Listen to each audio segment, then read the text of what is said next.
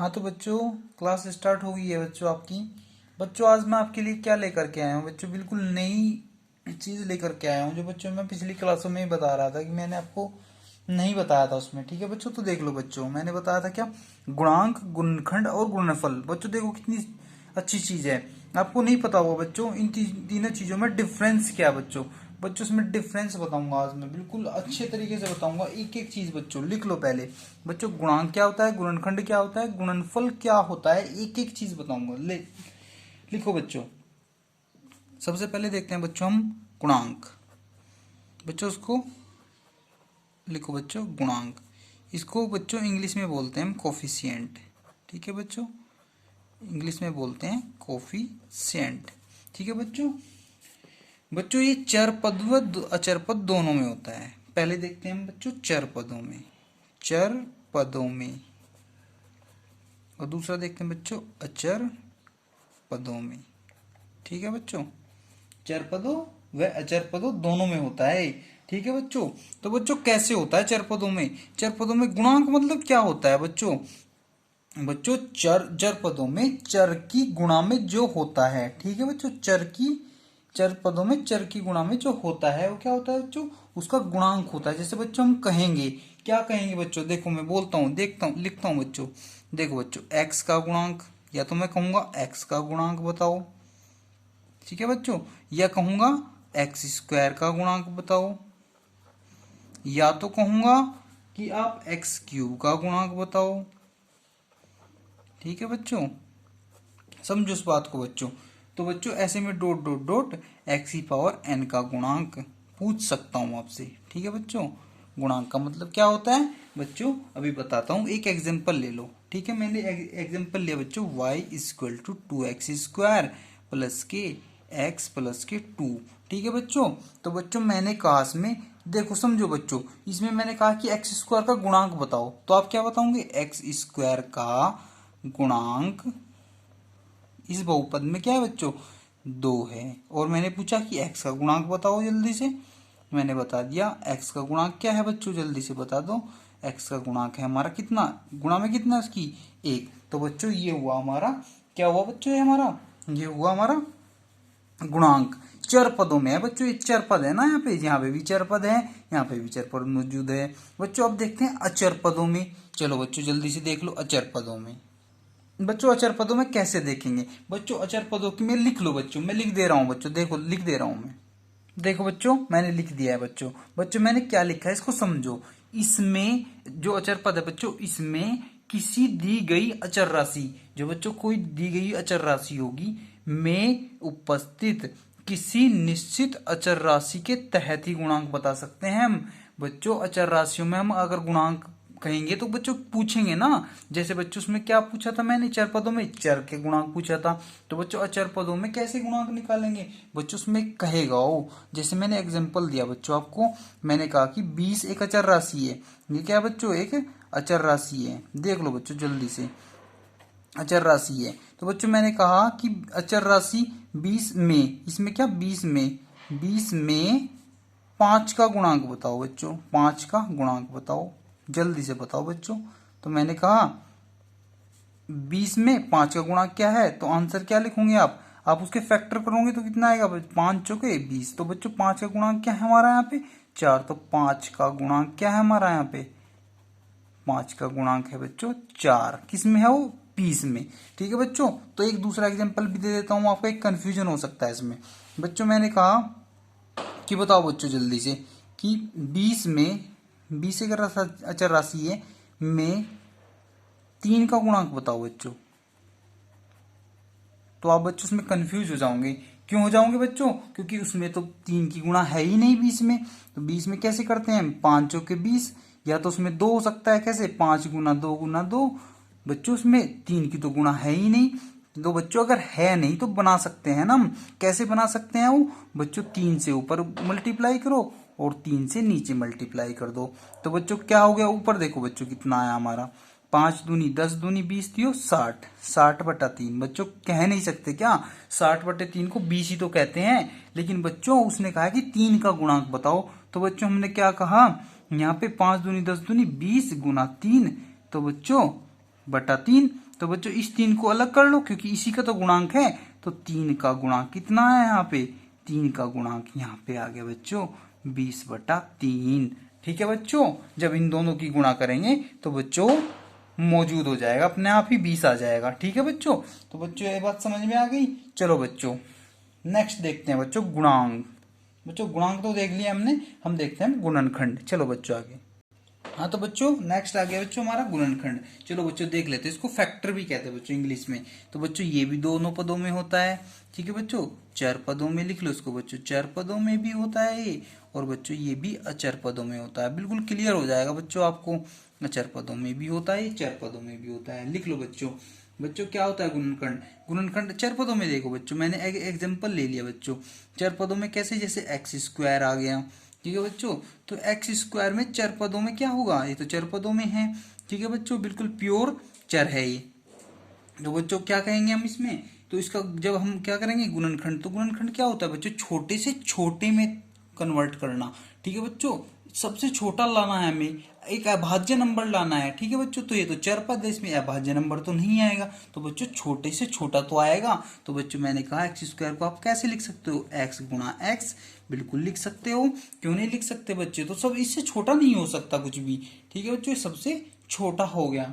ठीक है बच्चों, तो बच्चों क्या कहेंगे हम, तो बच्चों इसमें क्या हो गया हमारा, इसमें होगी ये बच्चे हमारी जो x और x आई ना, ये बच्चों गुणनखंड है। अगर हमने कहा इसमें x क्या है तो एक गुणनखंड है। चलो बच्चों इसकी मैं परिभाषा लिख दे रहा हूं, देख लो बच्चों। देखो बच्चों मैंने लिख दी है, इसकी डेफिनेशन लिख दी है बच्चों, छोटे से छोटे भागों में तोड़कर गुणा के रूप में लिखने को क्या कहते हैं हम, चर पदों में गुणनखंड कहते हैं बच्चों। चर पदों में भी तो गुणनखंड निकालते हैं बच्चों। एक एग्जांपल और दे देता हूं आपको, आपको समझ में आ जाएगा। जैसे बच्चों एक्स स्क्वायर वाई जेड, ठीक है बच्चों, ये भी क्या है हमारा चर पद है बच्चों। चर पदों में हम क्या करेंगे बच्चों, इसको तोड़ेंगे। तो बच्चों एक्स को एक्स स्क्वायर को एक्स गुणा एक्स कर सकते हैं, कोई दिक्कत नहीं है। और वाई को वाई कर सकते हैं, और जेड को बच्चों वाई का वाई स्क्वायर कर लो, तब पता लगेगा बच्चों। वाई की 2 है बच्चों, और जेड की भी 3 कर लो आप।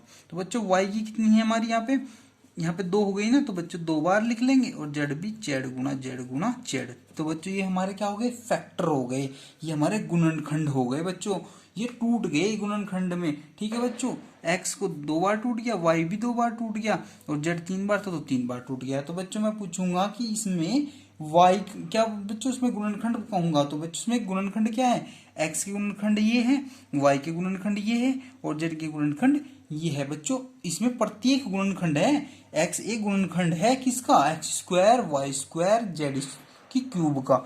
ठीक है बच्चों, तो बच्चों एक एग्जांपल और दे देता हूं आपको, जल्दी से देख लो बच्चों। मैंने कहा एक्स स्क्वायर -4, ठीक है बच्चों। तो बच्चों इसमें ये एक्स स्क्वायर क्या है हमारा, ये हमारा चर पद है। तो बच्चों इसको जब हम फैक्टर करेंगे, देख लो बच्चों एक्स स्क्वायर, और बच्चों 4 का हम कहेंगे 2 का स्क्वायर। तो बच्चों उसको खोल लो, तो बच्चों ये क्या हो गया, ए स्क्वायर माइनस बी स्क्वायर का फॉर्मूला। तो एक बार प्लस और एक बार माइनस। ठीक है बच्चों, तो बच्चों इसमें अगर मैंने आपसे पूछा कि बच्चों ये दोनों चीज क्या है, ये दोनों चीज क्या है बच्चों, ये गुणनखंड है, गुणनखंड। ठीक है बच्चों, ये भी गुणनखंड है।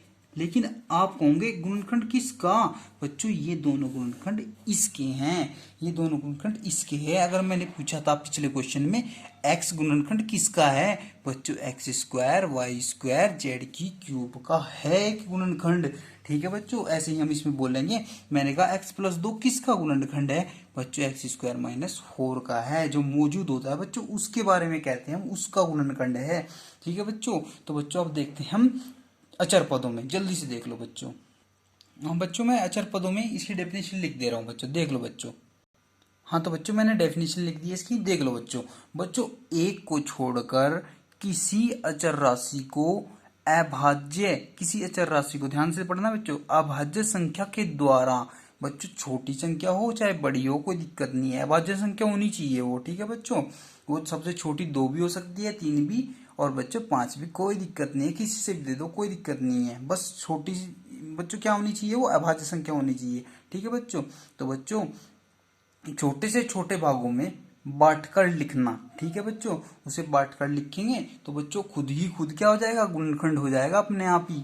ठीक है बच्चों, तो अपने आप ही लास्ट में क्या होगा बच्चों, वो एक दे देगा। ठीक है बच्चों, तो एक को तो छोड़ देना है, ना शुरू में लेना है ना लास्ट में लेना है। तो बच्चों कैसे कह रहा हूं मैं, देख लो बच्चों, मैंने एग्जांपल दे दिया 30 और एक एग्जांपल ले 35, एक 40 और एक 60, इनमें से कोई भी ले लो बच्चों। मैंने 40 उठा लिया तो मैंने कहा बच्चों 40 ले लो, ये अचर अचर पद है नहीं बच्चों, एक अचर राशि है।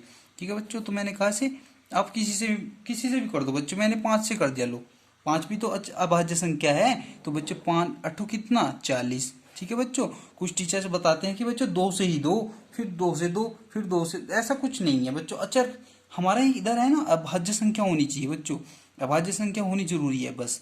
तो बच्चों 5 अठे 40 और बच्चों 2 से देंगे फिर, क्योंकि 2 से कट जाएगा कोई दिक्कत नहीं है। 2 चौके 8 और फिर से बच्चों क्या करेंगे हम, 2 चौक 2 दूनी 4 और 2 एकम 2। बच्चों ये नहीं लेना है, इसकी जरूरत नहीं होती है। 5 गुना 2 गुना 2 गुना 2, क्योंकि बच्चों एक ना भाज्य संख्या होती है और ना भाज्य संख्या होती है, इसलिए हम एक को नहीं ले सकते। तो बच्चों अब क्या हुआ हमारा, देखो बच्चों गुणनखंडों में हो गया। ठीक है बच्चों, ये क्या हो गया, गुणनखंडों में विभाजित हो गया। अगर बच्चों मैंने पूछा ये 2 क्या है, बच्चों ये 2 जो है ना, ये जो है 40 के गुणनखंड का एक अंक है बच्चों, गुणनखंड है ये एक उसका, 40 का एक गुणनखंड है 2। और ये 2 ये भी वही, ये 2 ये भी वही, हमने कहा ये 5 भी वही, वो 40 का जो है ना गुणनखंड है ये। ठीक है बच्चों, तो गुणनखंड बोलेंगे इसको। ठीक है बच्चों, ये अचर पदों में ऐसे चेक करते हैं। तो बच्चों आज गुणनखंड समझ में आ गया। ठीक है बच्चों, और बच्चों अगर मैंने कहा कि आप है ना इसमें बताओ, मैं इसमें आ गया बच्चों, इसमें मैंने पूछा आपको कि x-2 का गुणांक बताओ बच्चों। तो बच्चों x-2 का गुणांक जो गुणा में है, ठीक है बच्चों, जो उसकी गुणा में होता है वही गुणांक होता है। जिससे पूछ लेते ना कि मैंने पूछा x-2 का गुणांक बताओ बच्चों। ठीक है बच्चों, तो वो है x+2। ठीक है बच्चों, और बच्चों अगर मैंने इसमें पूछ लिया कि भाई आप बताओ 40 में 4 का गुणांक बताओ, तो बच्चों 10 है, 40 में 4 का गुणांक बताओ। तो बच्चों कितना है, 10 गुना 4, यही तो होता है 40 का मतलब। तो 4 का पूछ रहा है गुणांक, तो 4 का गुणांक उसमें 10 है। 4 का गुणांक कितना है बच्चों, उसमें है 10 बराबर 10। ठीक है बच्चों, तो गुणांक और गुणनखंड में समझ में आ गया होगा बच्चों। इसमें कैसे मैं पूछ रहा था, मैंने पूछा x-2 का गुणांक बताओ। ठीक है बच्चों, कन्फ्यूजन बिल्कुल दूर हो जाएंगे। गुणांक अलग चीज होती है बच्चों, गुणांक मतलब x-2 का, जिसका मैं पूछ रहा हूँ x-2 का, तो कौन है बच्चों, x+2 है। यहाँ पर देखना है, जिसमें मैं पूछ रहा हूँ उसकी बात कर रहे हैं, इसमें पूछ रहा हूँ मैं। ठीक है बच्चों, या इसमें कह सकता हूँ, क्योंकि इसमें भी कह सकता हूँ मैं कि x-2 का गुणांक क्या है इसमें। तो बच्चों उसके फैक्टर करोगे आप, बाद में पता लगेगा ये गुणनखंड हो गए हमारे बच्चों। गुणनखंड होने के बाद पता लगेगा इसका गुणांक ये है बच्चों। ठीक है बच्चों, तो बच्चों हम चलते हैं तीसरे की ओर। ठीक है बच्चों, अब बताते हैं आपको गुणनफल की परिभाषा, जल्दी से देख लो बच्चों। हाँ तो बच्चों मैं गुणनफल बता रहा हूँ आपको। इसमें गुणनफल को बच्चों इंग्लिश में बोलते हैं प्रोडक्ट। ठीक है बच्चों, प्रोडक्ट की मैं अभी डेफिनेशन लिख दे रहा हूँ। ठीक है बच्चों, चेक कर लो। हाँ तो बच्चों मैंने डेफिनेशन लिख दी है, देख लो बच्चों, बहुत प्यारी सी डेफिनेशन है बच्चों, कोई नहीं बताएगा, बिल्कुल आज तक नहीं बताया किसने। बच्चों देख लो, गुणनफल मतलब होता है बच्चों दो चर पद हो, या तो दोनों चर ही पद हो, या तो दोनों अचर पद हो, या बच्चों चर व अचर दोनों के बीच की गुणा। ठीक है बच्चों, चर हो, एक अचर हो एक अचर हो। ठीक है बच्चों, तो उन दोनों के बीच की गुणा करने पर प्राप्त उत्तर या फल आता है।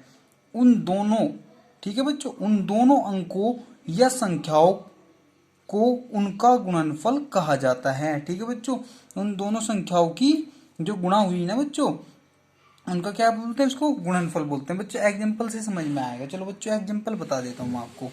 बच्चों मैंने क्या बताया कि या तो दोनों चर हों। ठीक है बच्चों, चर गुणा चर, यहाँ पे लिखो चर राशि, पहला ले लो बच्चों, पहला क्या है चर राशि और दूसरी भी चर राशि। ठीक है बच्चों, तो बच्चों दोनों चर राशि होगी। तो बच्चों दोनों चर होगी, मैंने इसको मान लिया क्या बच्चों, मैंने कहा इसको x मान लिया और इसको मैंने y मान लिया। तो बच्चों क्या हुआ हमारा एक्स वाई। ठीक है बच्चों, तो हमारा फल क्या आया लास्ट में, ये आया बच्चों एक्स वाई। एक्स की गुणा की, ये चर राशि थी और ये भी हमारी चर राशि, दोनों की गुणा करने से क्या है हमारा एक्स वाई। तो बच्चों ये क्या आ गया, एक्स और वाई का गुणनफल। ये क्या बोलेंगे हम बच्चों, एक्स व वाई का गुणनफल। ठीक है बच्चों, किसको बोलेंगे, इसको बोलेंगे बच्चों। ये एक्स और वाई का गुणनफल है। तो बच्चों दूसरे नंबर पे मैंने क्या बताया था, मैंने बताया था बच्चों एक राशि चर राशि हो और दूसरी क्या हो, अचर राशि हो। ठीक है बच्चों, या तो ये अचर हो, कोई दिक्कत नहीं है, इधर हो या चाहे इधर हो बच्चों, एक चर हो एक अचर राशि हो। तो बच्चों मैंने कहा अचर मैंने मान लिया एक्स मान लिया और एक अचर मान लिया बच्चों, अचर क्या मान लिया मैंने 2 या 3 कुछ भी मान लो। तो बच्चों इसका आंसर क्या आएगा 3x आएगा कि नहीं आएगा बच्चों, x की गुणा 3 में करेंगे तो 3x आएगा नहीं। तो बच्चों उसको बोलेंगे x व 3 का गुणनफल। ठीक है बच्चों, कितना आएगा बच्चों 3x। ठीक है बच्चों, इन दोनों का जो गुणनफल आएगा वो 3x आएगा बच्चों। ठीक है बच्चों, समझ में आ गया। ठीक है बच्चों, इन दोनों की जो गुणा होगी ना, उन दोनों की गुणा का जो गुणनफल होगा बच्चों, इन दोनों की गुणा होने से 3x आएगा। तो बच्चों ये 3x जो होगा ना हमारा 3 और x का गुणनफल कहेंगे बच्चों इसको कहेंगे बच्चों। गुणा तो इन दोनों की है ना, इसको तो हम गुणा बोलते हैं, ये तो गुणा का चिन्ह है बच्चों। लेकिन गुणा करने के बाद जब फल आता है वही हमारा क्या है, गुणनफल होता है बच्चों। नंबर 3 देख लेते हैं। मैंने बताया था बच्चों दोनों क्या ले लूं मैं, अचर राशि ले लूं, दोनों अचर राशि भी तो ले सकता हूं मैं। लिख लो बच्चों, अचर राशि मैंने इसको 6 मान लिया और इसको 5 मान लिया।